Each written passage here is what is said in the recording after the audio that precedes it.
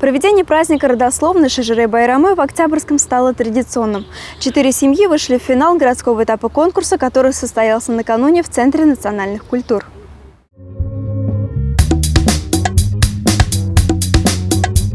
Конкурс проходил несколько этапов. Первый был отборочный среди горожан и учащихся школ. Сами участники искали своих предшественников, предков, работали со специалистом, который помогал им в разработке родословных и подтверждали свое поколение в сам архив города Уфы. Я много лет детей готовила к различным конкурсам, посвященным Шежере.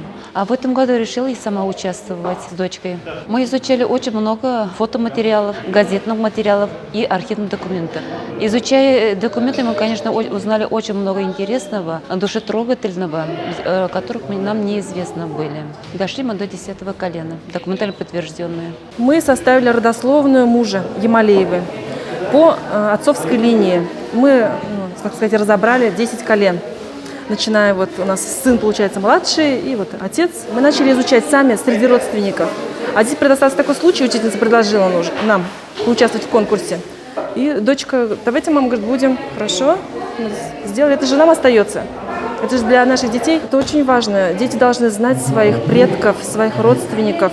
Это же традиции. Дети должны это знать. На сегодняшний день у нас, получается, вышли самые лучшие. В финал вышли 4 семьи, у которых 10 и более колен. Если на следующий год будут желающие, кто захочет принять участие в данном мероприятии, мы просим всех к нам в Центр национальных культур, где специалисты помогут разработать данное шежере.